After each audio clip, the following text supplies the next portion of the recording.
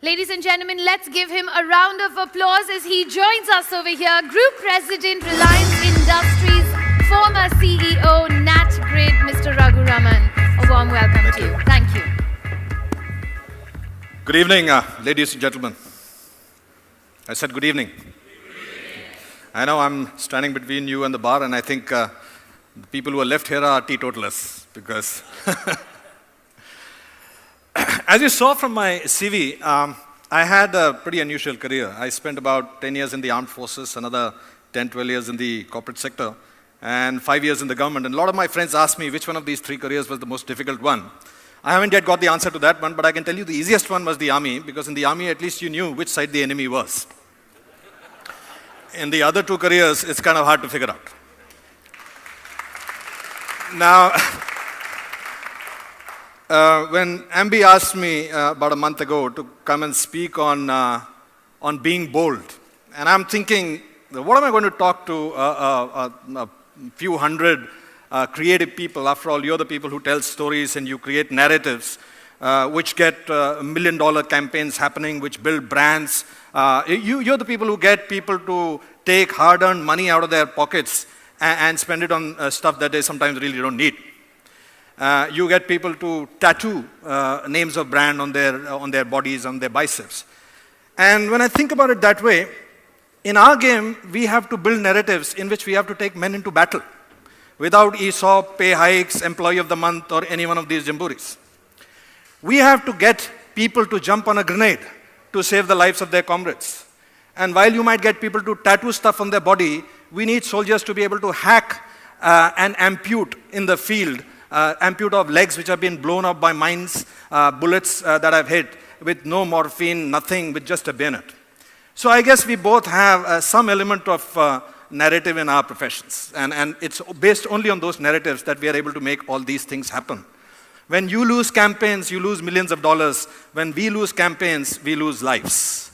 When you lose a campaign, you have a hard time explaining to a client why the product didn't sell.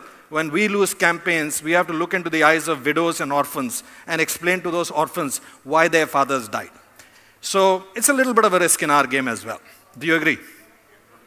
Good.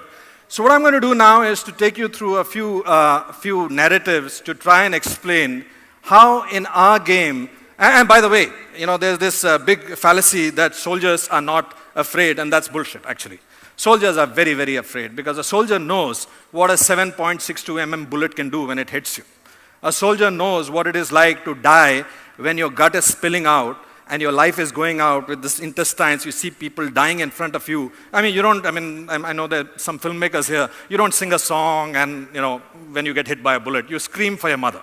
So we are afraid too, and I want to explain to you how institutionally, individually, and sometimes introspectively, we find the courage to do what we do literally on a daily basis. And in our game, our mission statement is not to find children who have got lost in a beach. It is sometimes to pull out children who are inside bore wells, from where they just can't be taken out by anyone else. So let me take you through some stories. None of these stories are mine except the last one. So this is, I'm not giving names here, because this is a story of the Indian Armed Forces, and actually of many armed forces, not just the Indian Army. And I'll therefore not specify specifically which are these stories and who are these people. So how it all begins is, how many of you have seen the movie Laksh? Yeah, so my life was a little bit like that guy, totally lost. I didn't know what I wanted to do, where I wanted to go. I used to listen to the last guy who used to tell me sometimes a commercial pilot, sometimes merchant navy. Then suddenly something happened in my life and I joined the army. Of course, within the 3 days of joining the army, I regretted my decision. I cursed the guy who gave me the idea. I cursed the bloody clerk who sold me the form in UPSC. Usko bhi gaali nikala. Kahan phas gaya? Where the hell have I got myself into? Because we met this bunch of guys waiting for us in the Indian Military Academy. Now, these are drill sergeants whom we call drill ustads. And to give you a sort of a metaphor of a drill ustad, if you take your worst nightmare, add it with Frankenstein and with Dracula, and make a composite person out of him and put him and the drill ustad next to each other, you would probably use this creature, choose this creature rather than the drill ustad. That's the kind of guys these are, especially if you see that guy with the big mustache. He was my drill ustad. And Their job is to take these young college-going civilians and make them into officers. And the way they do that is by 18 months of hard, grueling work. They would hold you by the belt and shake you like that until your teeth chattered. And the kind of dialogues and narratives they would have. So, for example, in the NDA, we have the Khetarpal Square, drill square. And it's named after Second Lieutenant Khetarpal, who died when he was 21, and he was a Paramveer Chakra winner. And this constant narrative into our ear that you are slamming your foot on the Khetarpal Square. If you don't do it properly, tum mera besti nahi kar raha hai, tum Khetarpal ka besti kar raha hai. And that kind of a sort of a fervor that they would introduce into you, the kind of dialogues they would shout into your ear. GC, you're called a gentleman cadet.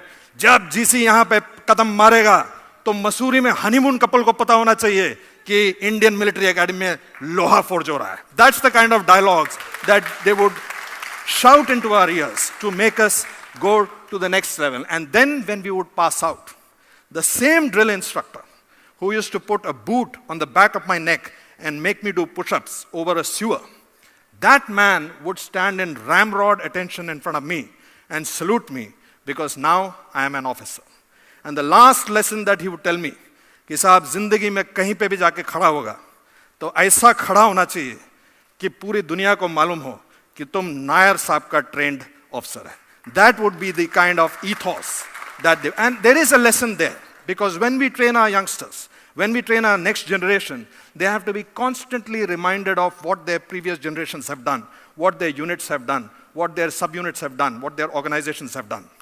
Let me share with you another story of a man who couldn't die. And again, these aren't stories which are particular to any one person. You might remember the Kargil operations in which we lost a lot of soldiers. We lost more than 600 soldiers. And I'm not telling you this story from the viewpoint of soldiering. I'm telling you this story from the viewpoint of parents who lost one of their sons. This, I don't want to name the family, but this was a school teacher who came from a small village in UP near Lucknow. And his son, their son, had died in the Kargil war in one of the most crucial operations in Jubar Top, where a post had to be taken. So after a year of the operation, the family came to see the place where their son had died. And like we do in the army, it was organized very well. We brought the family, the father and mother, they were old. We took them to Batalik sector. We took them all the way up, somehow managed to take them exactly to the spot where their son had died. And fortunately, there was an NCO, there was an Havaldar who was present with their son when their son was killed. And just to put this in context, basically what had happened was that the Pakistani troops had occupied one of those posts, and they had a machine gun there, and that machine gun was overshadowing all the ingress, and it was essential to take out that post before the operation could commence. And that post had to be taken out before first light, because another battalion was beginning an attack, and if this machine gun was not taken out, that attack and that battalion would be slaughtered. So this young officer, who was 24 years old, and he was there with just 5 other troops, including this Havaldar, they were hiding behind a rock, and they were being shot at literally point-blank distance, just about 20 to 30 meters, and each movement that they would make, there would be a machine gun fire that would come and splinter the rocks around them. Each time they tried to raise their head, they knew that the only way to make this happen was a death charge. Now, a death charge is when you know that as you will charge, that will be your final charge. And so this Havaldar got up, and he told this officer, कि साहब ये machine gun निकालना बहुत ज़रूरी है, and I'm going to now storm this. The 24-year-old boy caught his hand. That young lieutenant caught his hand and said, "Saab, aap to biwi bacche wale ho. You got a wife and kids. I'm young. I don't have a family. Let me be the one to do it." And then this NCO described the story to the parents. And he said, "Saab, wo saab khade hue aur chattan ki tarah khade hue. Aur chattan ki tarah dushman ki tarah move karte rahe. And the enemy kept firing. And the bullets kept going through his body. But he managed to reach that bunker, pull the grenade, put it inside the bunker, take those 4 soldiers along with him, and he died, but he made sure that that post was taken away." And that's a narrative when you hear. Even those of you who have not been in uniform will feel something happening to you, something coursing through your blood, making you feel that this is a cause for which you can actually go out of the box, you can go out of the limits that you have set for yourself. Let me tell you another story, how units build a narrative, and they don't all have to be very macabre. And this is a very interesting story. As the title itself says, the leopard that died of shame. And this is in one of the officers' messes of a unit, where you have a leopard which is mounted on the wall, and there is a gold plaque under it, which says the leopard that died of shame. Now, when you hear a narrative like that, I mean, how can you pass that trophy without hearing the whole story? So the story goes something like this, that in 71 Ops, this unit was posted towards the eastern sector, where now Bangladesh is a country, and they were involved in that operations. Those days, even now, sometimes in some of the good units, the drinking sessions continue till late night, till 1 o'clock, 2 o'clock. In good units, agar khana 3-4 baar ghar mein nahi hota hai, to it's not considered to be a good unit. Because CEO will say, khana lagao. First couple of times, the mess havildar will not heat up the food because he knows that this boozing session. So we have something in common with the ad world that way. So finally, it's 2 o'clock in the night, and I want you to visualize this. It's a very misty location. Visibility is very low. It's in the middle of a jungle. The officers have left the mess, and now the cook and the masalchi, they are cleaning the utensils, and they are in a sort of a completely dense forest area. And there are a lot of these stray dogs which are fighting for scraps of food. So this masalchi, who is cleaning this patilas and all of that, while he's cleaning it, he's tossing these pieces of food, and the dogs are fighting on it, and they are biting each other and all of that. And during that time, one of the dogs comes especially close to this masalchi and keeps trying to snatch food from that handi. And this masalchi gets so irritated, as it is subah ka utha hua, breakfast, lunch, dinner, raat ka 1 baj gaya. I mean, he's in a very, very irritated mood. So he takes that serving ladle, that long, I don't know what you call it in Hindi, but he takes that ladle and gives one whack to this dog, and there's a yelping sound. And next day in the morning, they find a 8-foot leopard lying dead there. So that leopard was mounted and kept in this mess. Ki look at this leopard who died of shame, ki main kahan jangal ka raja, mere ko ek masalchi ne maar diya. Now this unit, their spirit comes from a story which says, hamari paltan ka to masalchi sher maar deta hai, tum kis khet ki muli ho? Who are you messing with? Now that's how you build a narrative to an organization. And this is a very nice story, it's a funny story, but it has a story with a very strong message. Let me give you one more example of how you can at times create a very solid impact, a very big impact, by staking everything on one single card. Now this is a demo that I saw many, many years ago as a small boy, and it's still done by the Air Force. So the Indian Air Force does a firepower demonstration. And this demonstration is for about 20-25 minutes. Usually the chief guest is the Prime Minister. The time that I saw it, Indira Gandhi was the Prime Minister. And again, you have to visualize this. There's the whole ambience. There are thousands of people waiting.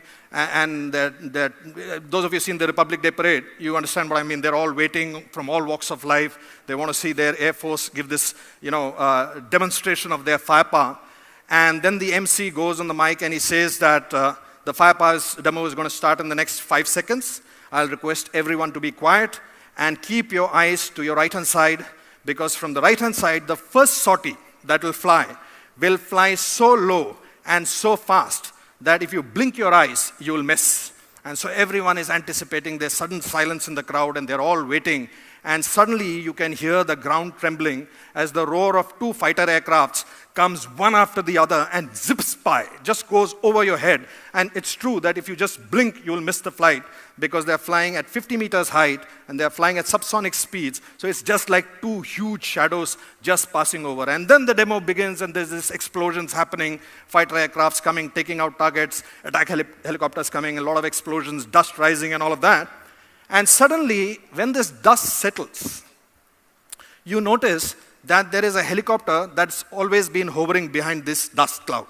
And as the dust clouds settle, this helicopter starts hovering towards the Prime Minister's dais and comes slowly, foot by foot, slowly approaching the Prime Minister. And then from that helicopter, a paracommando slithers down. And he's carrying a brown packet in his back as he slithers down.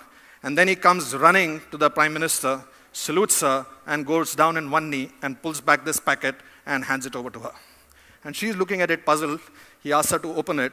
And when she opens the packet, it is a picture, 6 by 6 picture of her face looking at the first aircraft which passed by. A photo taken with every detail of her face by a subsonic aircraft that went in 20 minutes, developed the picture, brought it back, transported it, and delivered to the Prime Minister to tell her what her Air Force can do. They don't need to make a PowerPoint presentation about statistics. They are the PowerPoint. So this story which I heard today, a very similar one, about a picture being taken in front of a Coke machine, the Indian Air Force has been doing for the last 30 years. I want to end this with a personal story, and this was a story, as you saw in my bio, I was in the armed forces for about 11 years, came back into the corporate world, and then after 26/11 happened, I was called back into the government to raise an organization called the National Intelligence Grid. It was called the NAT Grid, and the job of this organization was basically to fuse data from literally thousands of different data sources and put them together in one single place. It's kind of equivalent to the US NCTC or the GCHQ of UK. And those of you who have had some experience of working with the government know that it's like pushing a string. It's not like pulling a string. To get a consensus to go and take a leak, you need a committee to sit down and decide whether we should go or not go. Abhi to gaye the thodi der pehle. All those things, you know, it's a big challenge. Now, in an 18-month project, the first step that has to be done is to build what is called a DPR. A DPR is a detailed project report. Now, the process for that is you usually send out an RFP. Anyone who's worked with the government here, or at least tried to? Yeah, there you know. So you have to send out an RFP, then the RFP will be responded to by about 16 people, then you have to weed them out, go through, I mean, it's a full beauty pageant, and you do this, that, and finally you will come down to the, so the whole process takes anywhere between 9 months to 12 months to just get the vendor on board. And in an 18-month project, if you're going to take 12 months to get the consultant to come on board, then pretty much 90% of the project time is gone in just deciding who to work with. When I began that project, I was given one office, one room office, one driver, and one PS, and one sheet of paper with a single line brief that you have to create the National Intelligence Grid. Your benchmark is the United States NCTC. Now let me put that in context in terms of a mission statement. If you take the US, after 9/11, they spent anywhere between $13 to $18 billion, depending on which number you believe. They have 1/6 of our population. The entire population, all records, they're all kept in English, one language. Every person is tagged with a social security number.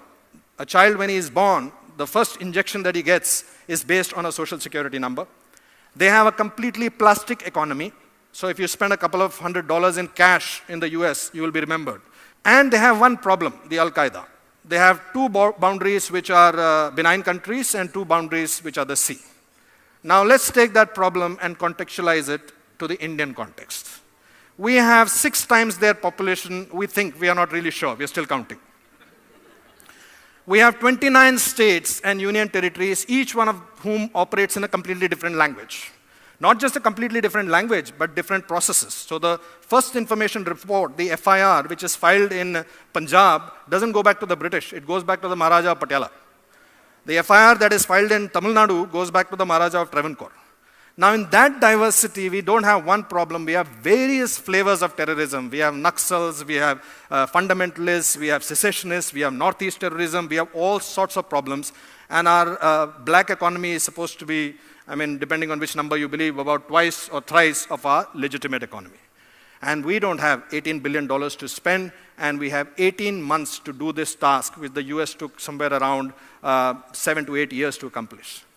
Now, if we went by the traditional route of floating an RFP, it wasn't going to happen.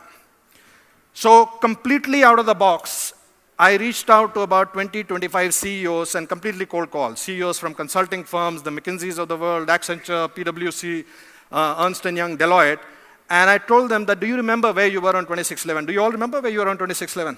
You remember the first instance when you saw it on TV, the first person you SMSed, the first person you SMSed you. And you were watching these 10 men come into your country and rape your country live. You were watching that. And then suddenly after 14 hours, you saw the black cats come. And when these black cats started coming into your TV screen, that's the time the hair on your hands rose and you said that, Ab hamari bari hai. Now we are going to show you what we are made of. I told those CEOs that here's an opportunity for you to get out of your armchairs and help us build the infrastructure which will prevent this from happening. And I can assure you, without exception, all the CEOs sent some of their best, and I told them, I'm not going to interview these people, I'm going to trust your judgment, I'm going to trust that you will send your best people. And all of them sent a couple of people, 2 people, 3 people, McKinsey sent 4 people. All of these organizations sent their best stars, and they gave them to us pro bono, and said, just take these people from our side, and this is our contribution to nation building.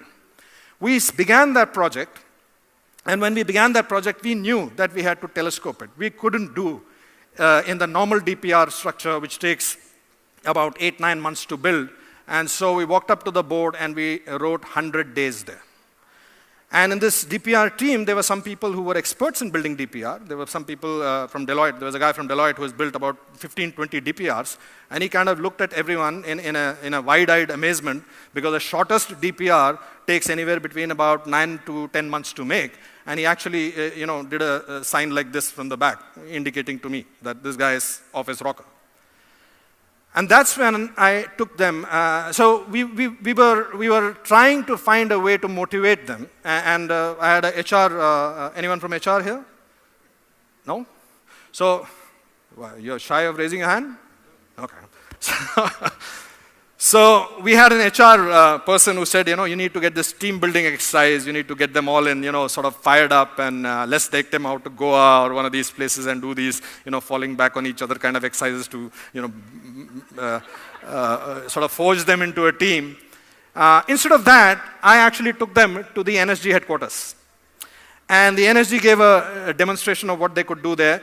And then they met the commanding officer who ran the 2611 operations. And many of you may not know the context of that operation. You saw it on TV and all of that. But it was one of the most textbook, more than 29 countries have come to India and studied how these boys did it, because in 72 hours, they opened 1,000 rooms. And this room opening drill, again, just to put it in context, there are 2 kinds of room opening drills. One is a room opening drill that you do in hostile territories. It's called hostile room opening, and you must have seen this in the movies. The team lines up next to the door, they place an explosive charge, the charge goes off, they toss a grenade inside, the grenade goes off, they put in the MP5 and lose a magazine, and then they storm into the room. You can't do that in Taj, Shabad and Oberoi, because there you have to attempt what is called a benign room entry. And that's because inside every room, you can have a terrorist, inside every room, you can have a tourist, and inside every room, you can have a terrorist with a tourist. All 3 possibilities exist. So each room has to be opened with the same degree of caution, alertness, carefulness as the room before that, and the room before that, and the room before that, 1,000 times. And this officer also told this team that after the NSG took over, there was not a single collateral casualty. The only 2 people who died were the commandos, but not a single civilian was killed after the NSG took charge. And he told this team,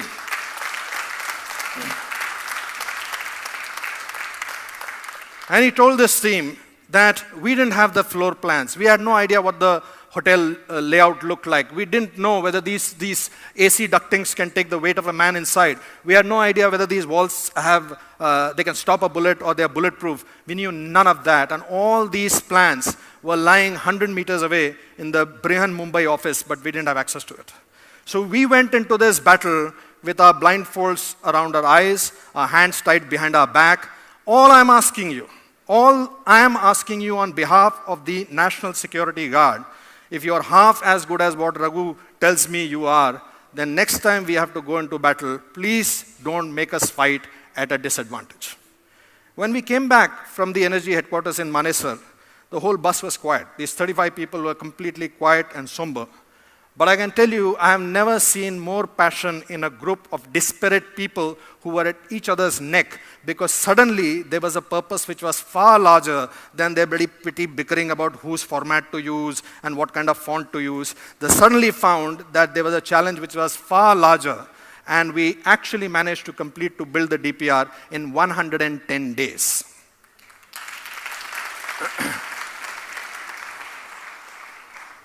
I want to share this last lesson You don't need to see what happens in the forces or how the army does it and what are the kind of sacrifices soldiers make to realize that every person sitting in this room and those who went away from this room belong to 0.00001% of humanity. You've all had a great education, you are in reasonably good health, you are in reasonably good wealth. You are that tiny minority of people who have actually won the lottery of life.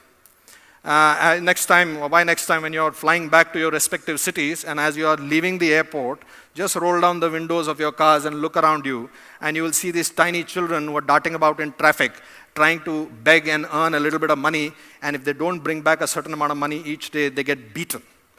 But for the grace of God, they could be your children. But for the grace of God, they could be you. And despite all the great things that we all have, we constantly feel this fear of attempting to do something bold. And I think that is really, really stupid because we pretty much have it all when it comes to the lottery of life.